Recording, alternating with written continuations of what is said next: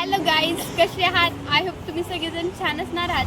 तर आज आपण कॅंगराळकर चॅरिटेबल ट्रस्ट यांच्या या बिल्डिंग पाशी आलेलो आहोत. इथे आज प्राध्यापक नितीन बानगडे पाटील यांचं व्याख्यान आहे. आणि माझं स्वतःचं अनेक दिवसापासून, अनेक वर्षापासून स्वप्न होतं की नितीन बानगडे पाटील सरांना भेटायचं. तर आज तो योग आलेला आहे. तर खरंच धन्यवाद कॅंगराळकर चॅरिटेबल यांचं. आणि तुम्ही ही बिल्डिंग सुद्धा पाहू शकता, खूप छान आहे. सो तर लेट्स गो गाईज. शुभारंभ मान्यवरांच्या शुभ हस्ते अगदी काही क्षणातच होईल आणि आपण सर्वजण टाळ्या वाजवून सन्माननीय प्राध्यापक नितीन बानगडे पाटील सर, त्याचप्रमाणे डॉक्टर राजेंद्र सरकारे सर, सन्माननीय बाळगे सर आणि या कार्यक्रमाचे संयोजक कॅंगराळकर चॅरिटेबल ट्रस्टचे अध्यक्ष श्रीधर कॅंगराळकर साहेब या सगळ्यांचं सहर्ष.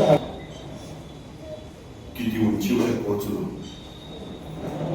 यावर आपलं यश ठरत नाही, त्या उंचीवर आपण किती जणांना घेऊन आलो यावर आपलं यश ठरतं.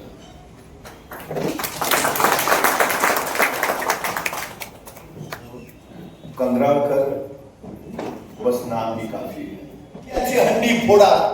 मला वाटतं या गोकुळाष्टमीच्या निमित्तानं सातारा जिल्हा बँकेनं 17 मजल्याची फोडलेली ही दहीहंडी आहे, जी सामूहिक संघटनेचा प्रयोग करतो.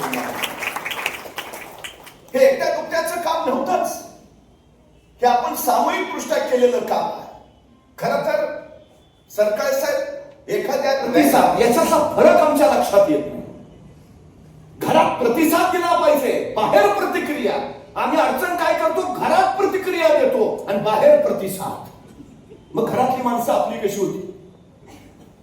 सगळ्यात महत्वाची गोष्ट आहे ती म्हणजे एकदा डॉक्टरने एकाला सांगितलं, जरा बायकोशी गोड बोलत जा म्हणजे ब्लड प्रेशर कंट्रोल मध्ये राहील.